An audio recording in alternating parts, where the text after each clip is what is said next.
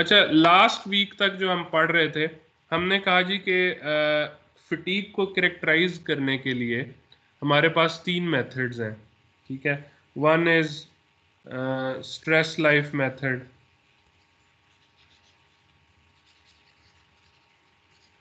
Second is strain life method, and third is linear elastic fracture mechanics method, ठीक है। मैंने stress life method तो वो था कि जिसके अंदर आप एस एन कर्व बनाते थे, ठीक है, नंबर ऑफ साइकिल्स और स्ट्रेंथ के दरमियान कर्व बनाते थे, और ये ग्राफ शुरू होता था एस यू टी की वैल्यू से। अल्टीमेट स्ट्रेंथ पे जब आप जाते थे तो 10⁻0 यानी फर्स्ट साइकिल में मटेरियल फेल कर जाता था।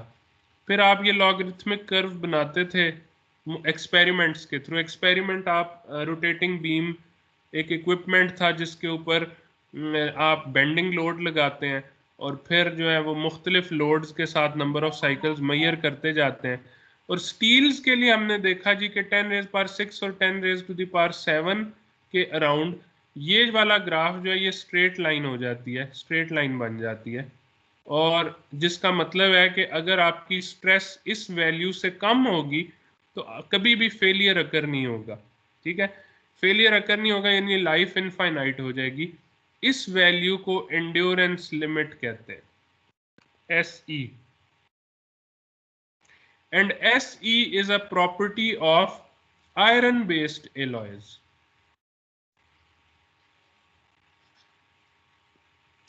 आयरन के अलावा अगर आप जो है कोई सॉरी आयरन के अलावा अगर कोई भी मटेरियल आप सिलेक्ट करें तो उसका जो ग्राफ बनता है वो थोड़ा सा डिफरेंट होता है। उसके अंदर आपकी ये जो लाइन है ये कभी भी स्ट्रेट नहीं होती बल्कि नीचे जाती जाती है। तो 5 × 10⁻8 साइकिल्स के ऊपर n की वैल्यू 5 × 10⁻8 जहाँ पे हो, वहाँ पे जो x एक्सिस पे बनती है वैल्यू उसको कहते हैं फटीग स्ट्रेंथ, फटीग स्ट्रेंथ, ठीक है। This is for all other materials.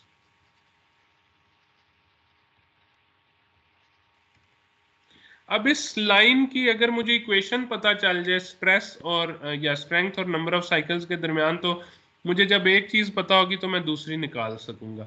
लेकिन वो इक्वेशन हमने फाइंड नहीं की थी, अभी तक फाइंड नहीं की जितना हमने लास्ट वीक तक पढ़ा था, ठीक है। स्ट्रेन लाइफ मेथड और linear elastic fracture mechanics method में हमने ये इक्वेशंस फाइंड की हैं। मसलन स्ट्रेन लाइफ मेथड में आपका रिलेशनशिप जो है वो स्ट्रेन का बनता है as a function of number of cycle, ठीक है। तो वो आपने ये मेंसन कॉफिन इक्वेशन थी आखिर में, मेंसन कॉफिन रिलेशनशिप, ये आपने फाइंड आउट किया था, ये मैंने पूरा डिराइव करके आपको दिखाया था। इसके अंदर ये sigma prime F, epsilon prime F, B, C, Young's modulus, ये सारे मटेरियल कांस्टेंट हैं। ये डिपेंड करता है आप किस मटेरियल पे काम कर रहे हैं, उससे रिलेटेड है सारे। और ये सारे टेबल A-23 के अंदर गिवन है, बहुत सारे मटेरियल्स के, ठीक है। अगर उसमें ना मिले तो ये सोसाइटी ऑफ ऑटोमोटिव इंजीनियर्स की रिपोर्ट है जिसके अंदर मजीद और ज़्यादा मटेरियल्स के लिए ये वाले कॉन्स्टेंट्स गिवन है। अब जब ये जो मैंने ग्रीन सर्कल की हैं चीज़ें ये सारी अगर गिवन हो तो essentially what you are left with is a relationship between strain and number of cycles. अगर आपको स्ट्रेन पता है तो नंबर ऑफ साइकिल्स निकल आएंगे, अगर नंबर ऑफ साइकिल्स पता है तो स्ट्रेन निकल आएगी। बट अच्छा, दिस इज जो स्ट्रेस लाइफ मेथड था that was very good for ease of application. उसका बेसिक जो एडवांटेज था वो ईज ऑफ एप्लीकेशन है। अदरवाइज वो हाई साइकिल यील्डिंग में तो फिर भी अच्छे रिजल्ट दे देता है, लो साइकिल यील्डिंग यानी जब number of cycle less than 1000 होते हैं तब वो अच्छे रिजल्ट नहीं देता। जो स्ट्रेन लाइफ मेथड है वो लो लाइफ फटीग के अंदर भी, लो साइकिल फटीग के अंदर भी बहुत अच्छे रिजल्ट्स देती है। बट द इशू इज कि it is not easy to measure the strain in a crack, ठीक है। क्रैक के अंदर जो स्ट्रेन की वैल्यू है वो मेजर करना बहुत मुश्किल है। इस वजह से स्ट्रेस लाइफ मेथड ही ज़्यादातर यूज़ किया जाता है। उसके बाद linear elastic fracture mechanics method था, ये भी हमने डिटेल से पढ़ा था। और आखिर में ये डिफरेंशियल इक्वेशन हमारे पास आ गई थी, जिसके अंदर हम कह रहे थे कि ये रेट ऑफ, हम इस मेथड के अंदर ये अज्यूम करते हैं कि crack is already present with an initial length, और उसके रेट ऑफ प्रोपिगेशन को मॉनिटर करते हैं, ठीक है, with respect to number of cycles, और देखते हैं कि किस जगह पर जाकर वो क्रिटिकल वैल्यू बन जाती है, यानी जिस पे फेलियर अकर हो जाता है, वो वाले नंबर ऑफ साइकिल्स नोट कर लेते हैं, ठीक है। इस तरीके से काम करते हैं। इसके अंदर सी और एम अगेन मटेरियल कांस्टेंट्स हैं, टेबल 6-1 में इनकी वैल्यूज गिवन है। Delta K I is the range of stress intensity, stress intensity की रेंज है, और उसका फॉर्मूला ये गिवन है, ठीक है। इसमें डेल्टा सिग्मा जो है वो स्ट्रेस की रेंज है, सिग्मा मैक्स माइनस सिग्मा मिन, ए जो है वो क्रैक लेंथ है, और beta is a constant. Beta जो है वो ये आपके पास फिगर 5-25 से शुरू होके आगे ये मुख्तलिफ कन्फिग्रेशंस हैं क्रैक की, जिसके अंदर आपको बीटा की वैल्यूज है, ये बीटा की वैल्यूज आपको गिवन होती है, बीटा की वैल्यूज, ठीक है। और इसी को हमने इसी डिफरेंशियल इक्वेशन को सॉल्व किया था, तो ये आपके पास फार्मूला आ गया था। आप इसको डायरेक्टली सॉल्व कर लें, या कंप्यूटर पे सॉल्व करना है तो उसका ये एल्गोरिदम बनेगा न्यूमेरिकल इंटीग्रेशन का। तो you will get finally a number of cycles for any crack length and stress intensity. आपको इनिशियल क्रैक लेंथ पता होनी चाहिए और स्ट्रेस इंटेंसिटी डेल्टा के आई पता होना चाहिए, तो फिर आप ये निकाल सकते हैं कि कितने नंबर ऑफ साइकिल्स के बाद ये फेल करेगा material. Okay, so now we come back to stress life method, ठीक है। स्ट्रेस लाइफ मेथड में मैंने कहा था कि इसकी इक्वेशंस हम आखिर में निकालेंगे, क्योंकि ये आगे यूज होनी है, पूरे कोर्स के अंदर यूज होनी है। तो अब हम इसकी निकालते हैं इक्वेशन। उसके लिए सबसे पहले जिस चीज को हम स्टडी कर रहे हैं वो एंड्योरेंस लिमिट है। एंड्योरेंस लिमिट आपको मालूम है कि जो हम एंड्योरेंस लिमिट एक्सपेरिमेंट के थ्रू निकालते हैं, let's go back to that slide for a bit. ये आपके पास मशीन है, इसके अंदर यहाँ पे सैंपल लगा हुआ है, ये लोड आप चेंज करते रहते हैं। जब आप पहले SUT के बराबर इस लोड को डालते हैं कि ये लोड इतना डालते हैं कि sigma becomes equal to ultimate strength, तो ये पहले साइकिल में ही फेल हो जाता है। उसके बाद यानी आपके पास ये वाला पॉइंट आ जाता है, ये वाला पॉइंट, ठीक है। उसके बाद आप लोड कम करते जाते हैं, जिससे स्ट्रेस कम होती है, नंबर ऑफ साइकिल्स बढ़ते जाते हैं, अल्टीमेटली आप ये वाला ग्राफ ड्रॉ कर लेते हैं। लेकिन इसके अंदर प्रॉब्लम क्या है? इसके अंदर प्रॉब्लम यह है कि ये इस तरीके से आपको एंड्योरेंस लिमिट फाइंड करने के लिए बहुत ज्यादा टाइम चाहिए, ठीक है। बहुत ज्यादा टाइम क्यों चाहिए? आपकी एंड्योरेंस लिमिट नॉर्मली, ये SE है, ये नॉर्मली 10⁻6 या 10⁻7 साइकिल्स के अराउंड आती है। सो फॉर एग्जाम्पल आपने 1 2 3 4 5 6 7 10⁻7 साइकिल्स पे एक एक्सपेरिमेंट करना है। आपने स्ट्रेस इतनी रखी है कि वो जाके 10⁻7 साइकिल्स पे फेल हुआ। इवन अगर आपने 1000 RPM रखी हुई है मशीन की, 1000 RPM, तो भी आपको ये 10,000 मिनट्स चाहिए इस एक्सपेरिमेंट, इस पूरे ग्राफ के एक पॉइंट को, ये वाला जो पॉइंट है 10⁻7 पे जो आ रहा है, इस पॉइंट को अचीव करने के लिए आपको 10,000 मिनट्स चाहिए, विच इज रफली इक्वल टू 10,000 डिवाइडेड बाय 60, ये आवर्स आ गए, और डे 24 से डिवाइड किया तो ये डेज आ गए।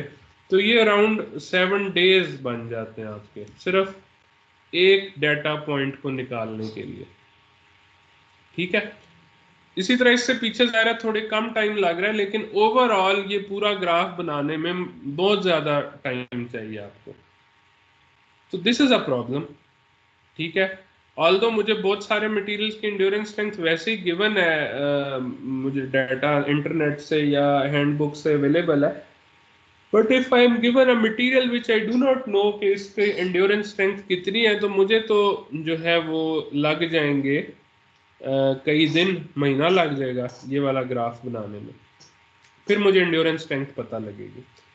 तो फिर उससे बेहतर क्या तरीका है, कोई तरीका और जिससे थोड़े टाइम में मैं एंड्योरेंस लिमिट फाइंड आउट कर सकूं।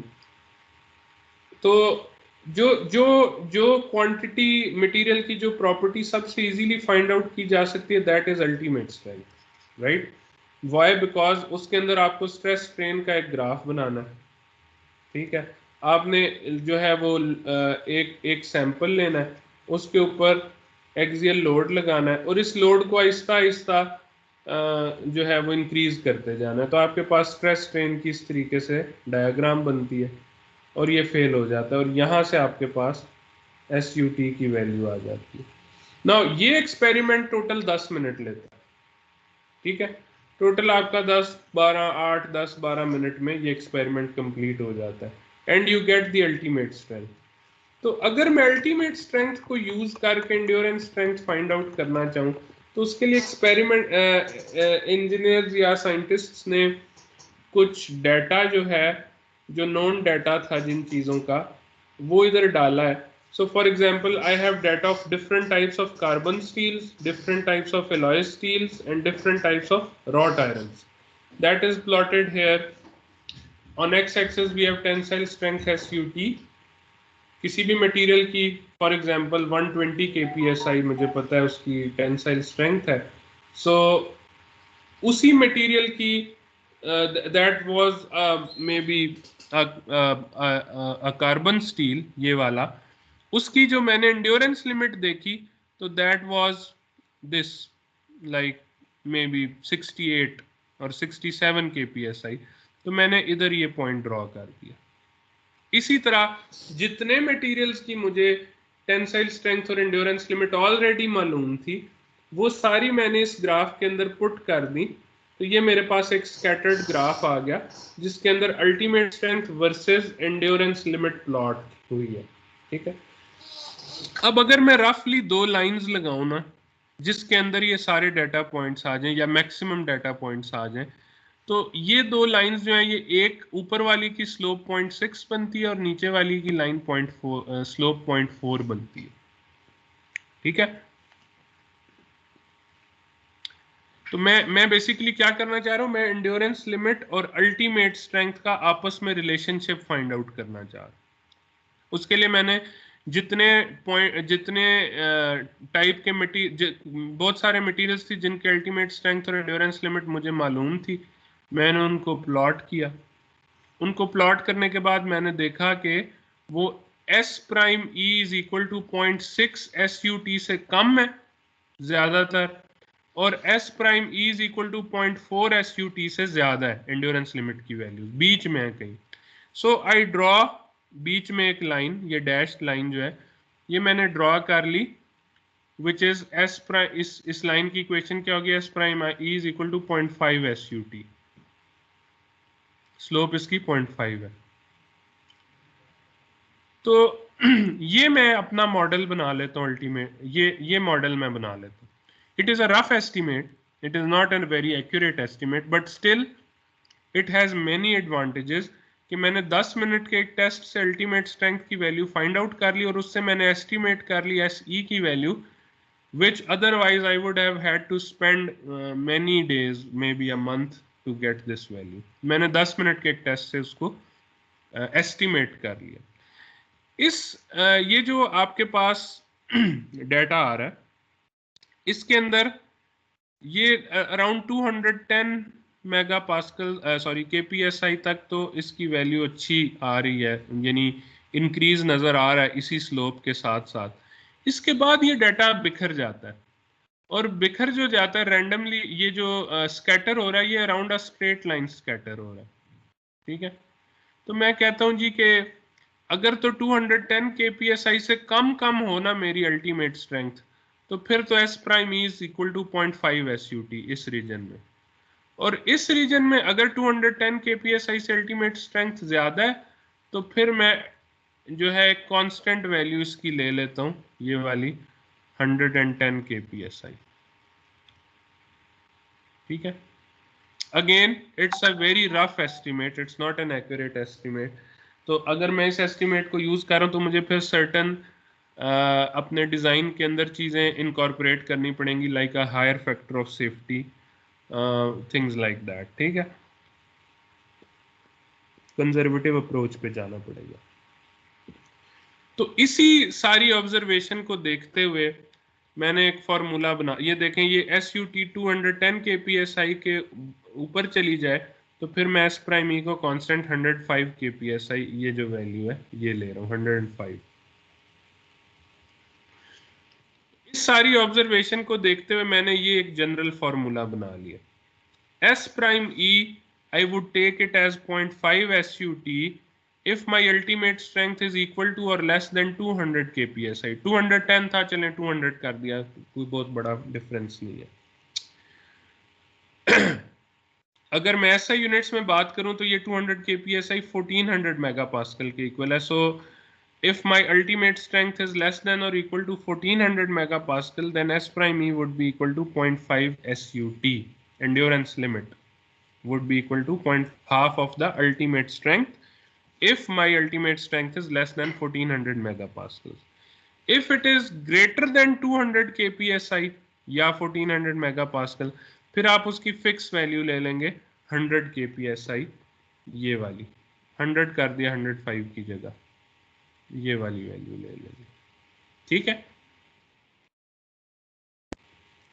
और अगर आप SI यूनिट्स में काम करें तो 700 megapascals, 100 kpsi is equal to 700 megapascal.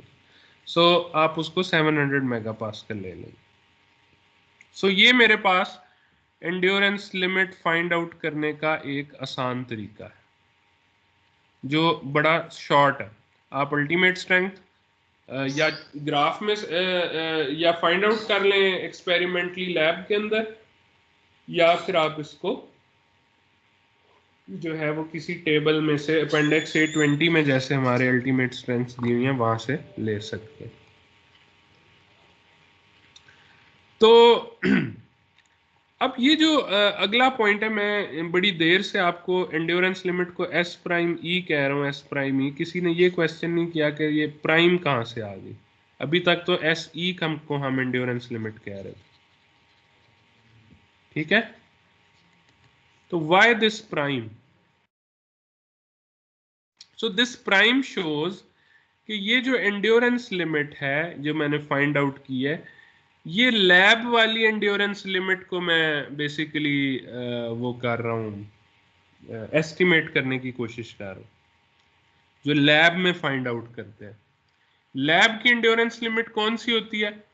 Lab के अंदर जो मैंने रोटेटिंग बीम टेस्ट जो आपको दिखाया था, उसके अंदर आपके पास हमेशा बेंडिंग लोड होता है। ठीक है, उसमें एक्सियल लोड नहीं लग रहा होता, ना ही उसके अंदर आपका ये जो बीम होता है उसके ऊपर बेंडिंग लोड लग रहा होता है। उसके ऊपर बेंडिंग लोड लग रहा होता है और कंप्लीटली रिवर्स्ड होता है। ठीक है, कंप्लीटली रिवर्स्ड लोड या अल्टरनेटिंग लोड जिसे कहते हैं। तो इसकी average value sigma average is 0, और ये जो वैल्यू है इसको सिग्मा ए कहते हैं, अल्टरनेटिंग स्ट्रेस की वैल्यू सिग्मा ए। ठीक है, आपके पास एक्चुअल जो लाइफ लाइक कंडीशंस होंगी, जो आपका एक्चुअल स्पेसिमेन जहां पे लग रहा होगा, उधर हो सकता है आपके पास कंप्लीटली रिवर्स लोड ना हो, या जो आपका लोड लग रहा है वो बेंडिंग लोड ना हो सकता है वो एक्सियल लोड हो सकता है टॉर्शनल लोड हो सकता है mixture of all these loads हो। तो उस सैंपल की जो एंड्योरेंस स्ट्रेंथ होगी उसको मैं SE कहूंगा, जो एक्चुअल होगी। वो बेस इसी पे, इसके साथ उसका कोई रिलेशनशिप हो सकता है निकल आए, वो हम निकालेंगे। लेकिन ये S प्राइम E में जो प्राइम है, ये देखें, the prime mark on S prime E in this equation refers to the rotating beam specimen itself, यानी लैब वाला specimen, which is under certain conditions those conditions may be different than the actual conditions जिनमें आपने अपने material को use करना. So we wish to reserve the unprimed symbol, जो unprimed SE का symbol है, for the endurance limit of any particular machine element subjected to any kind of loading. ठीक है, ये दोनों strengths काफी एक दूसरे से different भी हो सकती है. Endurance limits of various classes of cast iron, polished or machined are given in table A24. Aluminium alloys जो है आपको पता है वो steel नहीं है, iron based alloys नहीं है, so they do not have an endurance limit. Rather they have fatigue strengths, which are strengths of the material, which are found out at 5 into 10 raised power 8 cycles. ठीक है, 5 into 10 raised power 8 cycles के ऊपर जो fatigue strength आएगी वो भी table A24 में given है. ठीक है जी, एनी क्वेश्चंस?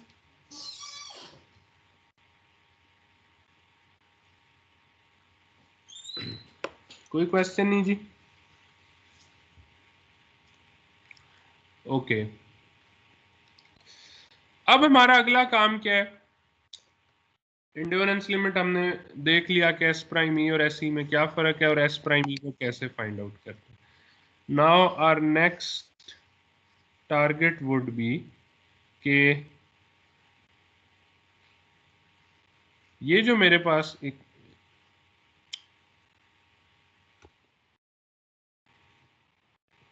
सॉरी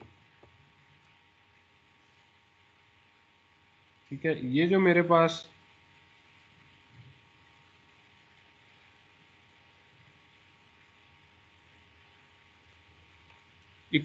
लाइन है, इसकी मैं इक्वेशन लिखूं.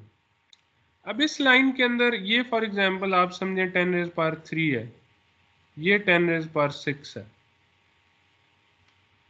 ये SUT से शुरू हो रहा है और ये लॉगरिथमिक कर्व है और ये भी लॉगरिथमिक है. ठीक है, तो 10 रेज़ पावर 3 साइकिल से पहले तो हमने कहा है कि इसकी अच्छी परफॉर्मेंस है ही नहीं, और 10 रेज़ पावर 3 के बाद हम इसको फाइंड आउट करना चाहेंगे. 10 रेज़ पावर 3 से पहले इसके अंदर हम इसको एज अ स्ट्रेट लाइन ही कंसिडर कर लेते हैं नॉर्मली.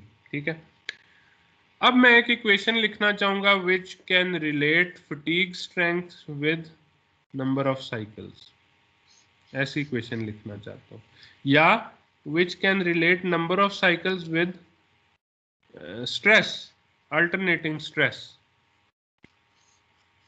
कि मुझे अगर स्ट्रेंथ गिवन हो तो मैं कहूँ जी इतने नंबर ऑफ साइकिल्स तक चलेगा ये पार्ट, और अगर नंबर ऑफ साइकिल्स गिवन हो तो मैं कहूँ जी मैक्सिमम इतनी अल्टरनेटिंग स्ट्रेस आप लगा सकते हैं, यानी वो स्ट्रेस जो कि कंटिन्यूसली जीरो और मैक्सिमम वैल्यू और मिनिमम वैल्यू के दरमियान ऑसिलेट कर रही है.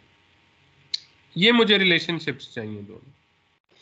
उसके लिए मैं इसकी इक्वेशन लिखना चाहता हूँ. इसकी इक्वेशन यहाँ पे, ये जहाँ पे पैरेलल है यहाँ पे SYE. यहां तक समझ आ रही है जी बात सारों को?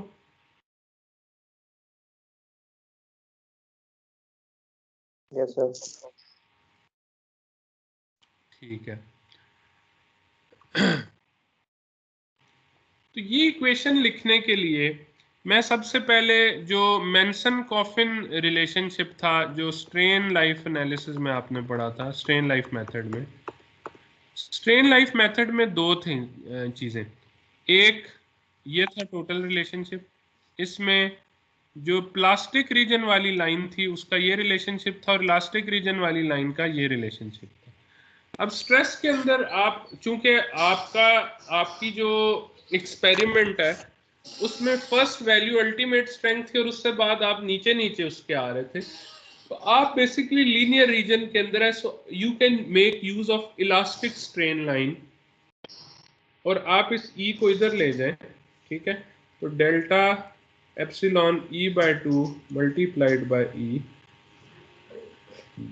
This is actually stress.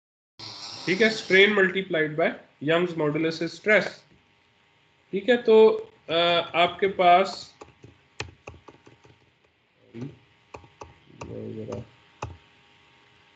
आपके पास ये जो मेंशन कॉफिन रिलेशनशिप का जो इलास्टिक वाला कंपोनेंट था, आप इसको यूज करके कह रहे हैं कि इस ई को मैं ले गया इधर, ये इधर से कट गया, तो at given number of cycles N this would give me the fatigue strength S prime F. Fatigue strength basically क्या है? Maximum allowable stress. Strength is what? Strength is allowed stress.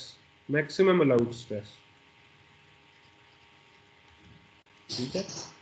क्या आप इतनी बॉडी की strength क्या होती है कि मैक्सिमम स्ट्रेस जो आप लगा सकते हो उस पर, जिसके बाद उसने फेल कर जाना हो, तो maximum allowed stress is strength. So fatigue strength at a specific number of cycles, इसको फिर आप इस तरह लिख सकते हैं. वही चीज है जो इसके राइट हैंड साइड पे थी, सिर्फ ई दूसरी तरफ चला गया. अब एक चीज है, और वो ये कि अगर मेरे पास नंबर ऑफ साइकिल, देखिए मेरा जो पहला पॉइंट है वो 10⁻³ साइकिल्स है, क्योंकि लो साइकिल फटीग के लिए तो मैं कह रहा हूँ ये अच्छा परफॉर्म ही नहीं करती. हाई साइकिल फटीग 10⁻³ साइकिल से शुरू होती है. ठीक है, तो मैं इधर n को 10⁻³ डालता हूँ, n को 10⁻³ डालता हूँ. ठीक है, और फिर कहता हूँ कि ये जो फटीग स्ट्रेंथ है, obviously this would become a fraction of ultimate strength से तो कम होगी ना. जैसे ये जो है फॉर एग्जांपल 10⁻³ पे हूं मैं इधर, तो इधर जो फटीग स्ट्रेंथ आएगी SF, that would be may be 80% of ultimate strength और 90% ऑफ अल्टीमेट स्ट्रेंथ और 50% ऑफ अल्टीमेट स्ट्रेंथ, कोई फ्रैक्शन होगी अल्टीमेट स्ट्रेंथ की. इसलिए मैंने इसको FSUT कह दिया, with F being the fraction. F is the fraction of SUT. अब ये जो F की वैल्यू है, यहीं से इस इक्वेशन में से इस इक्वेशन में से आपको F की वैल्यू पता लगी, sigma prime F over SUT into 2 into 10⁻³ whole raised to power B. इसमें सिग्मा प्राइम F कितना है वो चैप्टर 2 में उसकी इक्वेशन दी है, लेकिन आप सिंपली ये वाली यूज कर लें. Sigma prime F is ultimate strength plus 50 kilo pounds per square inch. या अगर आप ऐसा यूनिट्स में काम करें तो sigma F prime is SUT plus 345 mega pascals. ये सिग्मा प्राइम F की वैल्यू आ गई. अब B की वैल्यू क्या है? B की वैल्यू आप कैसे फाइंड आउट करेंगे? मैं इस इक्वेशन से B की वैल्यू फाइंड आउट कर सकता हूं अगर मुझे N और SF की वैल्यू पता हो. तो आपको पता है कि N जब एंड्योरेंस लिमिट को रीच कर जाता है, यानी अराउंड 10⁻⁶ साइकिल्स, तो आपकी SF would become S prime F would become S prime E. ठीक है, यानी जब आपकी ये लाइन 10⁻⁶ साइकिल्स पे गई तो आपकी जो स्ट्रेंथ की वैल्यू है वो S प्राइम E बन गई है. अब S प्राइम E आपको पता है, S प्राइम E कितना होता है? S prime E is given by this relationship 0.5 SUT if your SUT is less than 1400 megapascals and 700 megapascals if your SUT is greater than 1400 megapascals. So S prime E की value भी पता है. ये कब होता है स्टील्स के लिए? ये 10⁻⁶ साइकिल्स पे होता है. तो इस इक्वेशन में अगर आप N को 10⁻⁶ या NE डाल दें तो आपकी S प्राइम F जो है वो S प्राइम E बन जाएगी और आप B की वैल्यू निकाल सकते हैं. वो लॉग लेना पड़ेगा दोनों साइड्स का. तो आपके पास ये देखें, n की जगह NE डाल दिया तो S प्राइम F की जगह S प्राइम E आ गया और लॉग लेके इसको सॉल्व कर दिया आपने पूरे के. तो ये आपके पास B की वैल्यू आ गई. F की वैल्यू भी निकल आई जी और B की वैल्यू भी निकल आई. सो फॉर एग्जाम्पल, अगर आपके पास अल्टीमेट स्ट्रेंथ एक मटेरियल की 105 kilo pounds per square inch है, सो दैट मींस कि S प्राइम, चूंकि ये 200 से छोटा है, सो S prime would be 0.5 SUT which would be equal to 52.5 kpsi. अब आप अगर B निकालना चाहें तो B is equal to minus log sigma prime F, sigma prime F कितना होगा? SUT plus 50, SUT is 105, so sigma prime F is 155. ठीक है, so NE endurance limit N 1 into 10 is per 6 cycles, S prime E 0.5 SUT.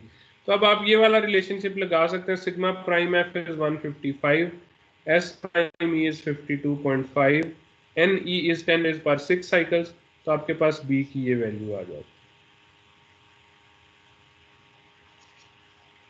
इसी तरह F की निकालना चाहें तो F is equal to sigma prime F over S Q T into 2 into 10 is per 3 whole raise per B, B की value आपने निकाल ली है, सो ये आपके पास 0.837 आ। तो इस तरह से आप बी और एफ की वैल्यू निकाल सकते हैं।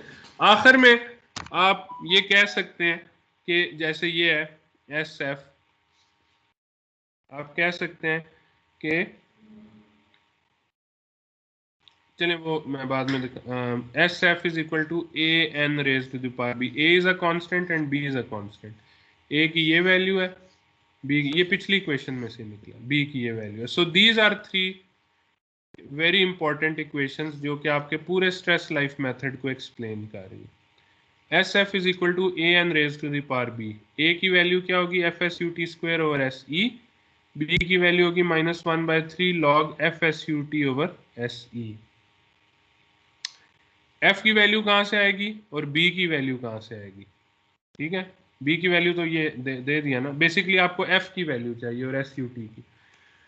अब एफ की वैल्यू का मैंने एक तरीका तो ये बता दिया आपको, ये वाला, ठीक है, but better than this you can use this graph, this is the graph, ये ग्राफ है जो कि एस यू टी और एफ के दरमियान है।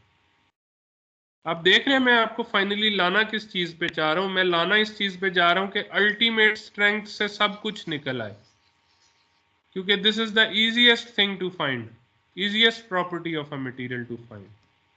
10 मिनट लगते हैं इसको फाइंड करने में लैब के अंदर, ठीक है। तो अब एफ भी मैं डायरेक्टली एसयूटी से निकाल रहा हूं, 130 है अगर आपकी 130 kpsi एसयूटी की वैल्यू, तो स्ट्रेट अवे आपकी 0.81 निकल आई के एफ की वैल्यू। अगर 100 है तो 0.84 निकल आई, अगर 90 है तो 0.86 निकल आई। So you can easily find F from this graph, you don't need actually this equation. और मैंने आपको बताया कि इजी फॉर्मूला मेरे पास आ गया, S F is equal to A N raise to the power B, A की वैल्यू आ गई F S U T over S E, S E, अब एस ई भी एस यू टी में से निकल रहा है 0.5 एस यू टी, अगर 700 मेगा पास्कल से कम एस यू टी हो तो, अगर उससे ज्यादा हो तो एस ई की value is fixed at 700 mega pascal. F की वैल्यू पीछे ग्राफ से निकल आई, b -1/3 log FSUT over SE, again everything is depending on SUT, ultimate strength के ऊपर है सब कुछ। अब आपको अगर नंबर ऑफ साइकिल्स दिए जाए और पूछा जाए जी 10 raise to the power 4 cycles पे कितनी फटीग स्ट्रेंथ होगी, just find A B from this relationship, put n equal to 10 raise power 4, आपके पास फटीग स्ट्रेंथ निकल आएगी। और इसी इक्वेशन का उलट जो है ये थी S F is equal to A N raise to the power बी, अगर मैं n निकालना चाहूं तो क्या होगा, n raise to the power b is equal to S F over a, और n would be equal to S F over a whole raise to the power 1 over b।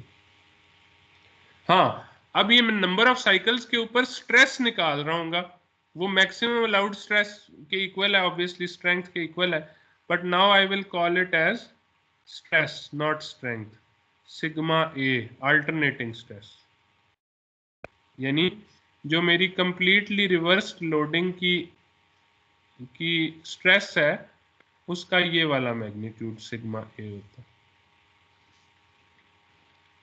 ठीक है। तो number of cycles given, sorry stress की value given और पूछा जाए कि number of cycles कितने होंगे तो ये इक्वेशन लगा दें, और अगर नंबर ऑफ साइकिल्स गिवन और स्ट्रेंथ की वैल्यू पूछी जाए तो ये इक्वेशन लगा दें, ठीक है।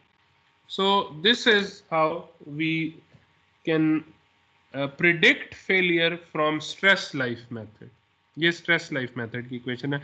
आगे इसकी एग्जाम्पल भी करेंगे और फिर आगे मजीद इसको कैसे यूज करते हैं वो भी देखेंगे नेक्स्ट लेक्चर में. अभी तक कोई क्वेश्चन है तो बताएंगे.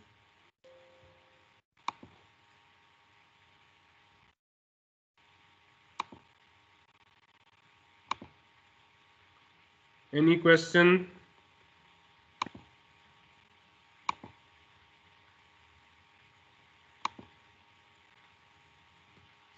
ओके, मैंने अटेंडेंस ले ली है. I will stop the recording now. और